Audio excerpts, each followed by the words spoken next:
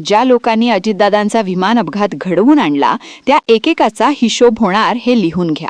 कारण पडद्यामागे शरद पवारांच्या डोक्यातून सगळ्या विषय उलगडतो. आणि दुसरी भविष्यवाणी ऐका, राष्ट्रवादीचा पुढचा दादा हा रोहित दादा असेल. लक्षात ठेवा, जेव्हा अख्खा देश बोलत असतो ना तेव्हा शरद पवार शांत असतात, हे लक्षात घ्या. आणि जेव्हा सगळे थकून गप्प बसतात तेव्हा पवारांचं तोंड उघडतो. साहेबांचा नाद केला तर राजकीय जीवन उद्ध्वस्त होतं हे या चौघांना कळालं पाहिजे होतं. पण गुजराती नेत्यांच्या संगतीत गेले आणि पवारांशी दुश्मनी करून बसले. आता काकाच्या पद्धतीनं गेले ते सोसायची तयारी या चौघांनी ठेवावी, एवढंच.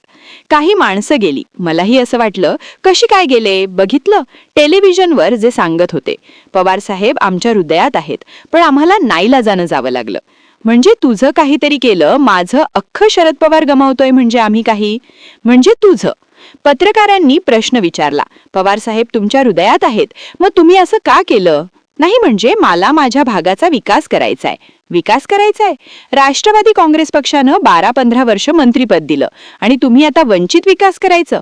मग त्या 15 वर्षात काय. हजारची काळजी घेत जा. सुनेत्राताई पवारांनी आता अंगणवाडी त्रिशूल हाती घेतला आहे. लक्षात घ्या, आपला हात धरून वाढता आहेत, आपल्या खांद्यावर हात ठेवत आहेत. ज्याने कुठे बसावं ते कोण ठरवत आहे ते सगळं त्यांनी निमूटपणे पाहिलं, सहन केलं, दूर ठेवलं, संयम ठेवला. पण आता मात्र प्रत्यक्षात दणके द्यायला त्यांनी सुरुवात केली आहे. दादा गेले, वहिनी आल्या, आता काय आपली मज्जाच मज्जा. टपून बसलेल्या 2 कावळ्यांनी राष्ट्रवादीला घडवण्यासाठी स्वप्न रंगवले होते.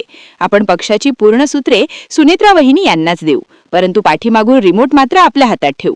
परंतु कशाचं काय, या 2 कावळ्यांच्या स्वप्नांची अगदी राख रांगोळी झाली आहे. मंडळी, खुद्द सुनेत्रा पवारांनीच, सुनेत्रा वहिनी यांनीच त्यांची राख रांगोळी केली आहे, त्यांच्या स्वप्नांची. पाटलांची मुलगी, पाटलांची बहीण आणि पवारांची सून, दोन्ही घरी तुम्हाला ठाऊक आहे राजकारणाचा सहवास. आणि राजकारणाचा सहवास मिळालेल्या सुनेत्रा पवार शपथ घेतल्यापासून तर काल परवापर्यंत सर्व काही निमूटपणे शांतपणे बघत होत्या की काय चाललंय. जर पवारांनी व्यासपीठावर कुठे बसावं हे ते दोघंच ठरवत होते हे त्यांना वेळीच कळलं. पण शांत होत्या सुनेत्रा. वहिनीसोबत कुणाला बोलू द्यायचं कुणाला नाही हे तुम्ही एका महिला आमदाराच्या तोंडून चुकून निघालेलं व्हायरल वाक्य ऐकलं आहात सोशल मीडियावरून. एवढेच नाही तर त्यांच्या खांद्याला स्पर्श करून एखाद्या लेकरासारखं ते ट्रीट करणाऱ्यांचा उतावीळ कार्यक्रम अख्ख्या महाराष्ट्रानं पाहिला. आणि हे सगळं त्या बघत होत्या कारण ती वेळ नव्हती बोलायची. सुनेत्रा वहिनींनी आता मात्र पवित्रा घेतला आहे, अगदी दादांच्या पावलावर पाऊल ठेवून. वहिनीचा दणका सुरू झाला आहे. कुणाची जागा कुठे आहे पक्षात ते दाखवून देण्याची सुरुवात त्यांनी हल्ली केली आहे. कारण आता त्या फक्त पवार वहिनी नाही तर पवार वहिनी झाल्या आहेत. लक्षात घ्या, कारण बघा ना, उपमुख्यमंत्री, राष्ट्रवादीच्या राष्ट्रीय अध्यक्षा, पुणे आणि बीड जिल्ह्याच्या पालकमंत्री, अनेक कारखान्यांच्या चेअरपर्सन, एवढी पदं त्यांच्याकडे आहेत. त्यामुळे या चांडाळ चौकडीला सुतासारखे सरळ करण्यासाठी एवढे पदर त्यांना पुरे आहेत. लक्षात घ्या, सर्वांच्या काळ्या पांढऱ्या फाईल्स आधी त्यांनी जवळ ठेवल्या आहेत गेल्या 2-3 दिवसात. मंडळी, त्यामुळेच मी हा व्हिडिओ केलाय. त्यामुळे प्रत्येकाचा रिमोट हल्ली त्यांच्या जवळ आहे. त्यामुळे कोणी अटक करू शकत नाही हल्ली. आणि म्हणूनच आधी दोघांना सरळ त्या करणार आहेत. कोण ते बघत नाही. तुम्हाला कळलं असेल, सुनेत्रा पवारांनी आपल्याच पक्षातील विघ्नसंतोषी लोकांच्या हालचाली अगदी पहिल्या दिवसांपासून बघितल्या आहेत. पण त्या शांत होत्या. दादांचा घातपात झाला असं त्यांच्या मनात असेल तर बदला त्या घेणार हे जवळपास निश्चित आहे. त्यासाठी रोहित पवारांना त्यांनी सोडलं आहे आणि पवार साहेब आहेत मागे. त्यामुळे त्यांनी आपल्या अधिकाराचा उपयोग करून या सर्वांना धडा शिकवण्याचा पहिला क्लास परवापासून सुरू केला आहे. म्हणजे 2-2 कावळ्यांनी आखलेला बेत त्यांच्याच अंगावर आता उलटला आहे. कारण दादांच्या गटातील जवळपास 30 ते 35 आमदार हे शरीरानं दादांच्या राष्ट्रवादीत असले तरी ते मनानं मात्र थोरल्या पवारांच्या बाजूने आहेत हे लक्षात घ्या. त्यामुळे दादांच्या पक्षाच्या चाव्या सुनेत्रा वहिनी यांनी घेतल्या असल्या तरी अप्रत्यक्षपणे शब्द शरद पवारांच्या हातात आहे हे विसरून चालणार नाही.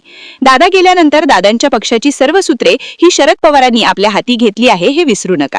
ही गोष्ट कळायची असेल तर अजित पवार कळले पाहिजेत प्रत्येकालाच. दादांची राष्ट्रवादी लढण्यासाठी 2 नेत्यांची हिंमत कोणाच्या बळावर होत आहे हे पवारांनाही माहिती आहे. पडद्यामागून या दोन्ही नेत्यांना गुणाचा आधार आहे गेल्या 4 महिन्यापासून कुठल्या पक्षाचा हे पवारांना आणि सुनेत्राताईंना ठाऊक आहे. आणि तुम्हाला हे सांगण्याची गरज नाही. महाराष्ट्रातल्या राजकारणात भविष्यात कुणाचीही सत्ता असू द्या, परंतु यापुढे पुढची 50 वर्ष मी सांगतोय तुम्हाला केंद्रस्थान हे पवार कुटुंबच राहील हे तुम्ही आज लिहून घ्या. कारण तशा प्रकारचं फाउंडेशन पवारांनी तयार केलं आहे. कुटुंबामध्ये दादा गेले, अपघात झाला की घातपात, या प्रश्नाचं खरं उत्तर आता मिळालं नाही मिळणार आहे. घातपात झाला तर घातपात करणार कोण, थोरल्या पवारांपासून अख्ख्या राजकीय क्षेत्रालाही ठाऊक आहे. मंडळी, आतमधली बातमी. सुनेत्रा वहिनी यांना आपण नियंत्रित करूया. पक्षात कुणाची जागा कुठे असेल हे सर्व आपण ठरवू. बाईची जात आहे, काय कळेल त्यांना. हा मनसुबा फेल झालाय आणि या पाठीमागे थोरल्या पवारांचा हात आहे हे 100% लक्षात घ्या. येत्या काहीच दिवसात राष्ट्रवादीचं चित्र आणि चरित्र तुम्हाला अगदी बदललेलं दिसेल, हे लिहून ठेवा. राष्ट्रवादीचा भविष्यातील दादा हा रोहित पवार असेल हे देखील ठामपणे लक्षात घ्या. येत्या काही काळात दोन्ही राष्ट्रवादी एकत्र होतील आणि ही सर्व सूत्रे भविष्यात रोहित पवारांकडे स्वतः सुनेत्रा वहिनी संधी देतील हे निश्चित आहे.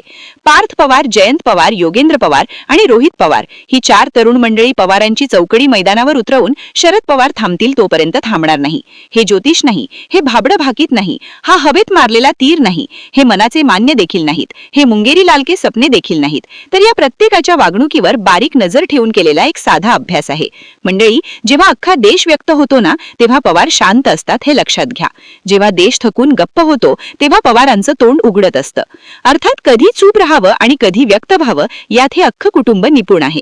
जिथे काँग्रेसचा गड होता मंडळी, तिथे राष्ट्रवादीचं पिल्लू बलवान करणं आणि वारंवार सत्तेत निरंतर वर्षानुवर्ष वाटा ठेवणं हे महाराष्ट्रात कुणालाच आजवर जमलं नाही.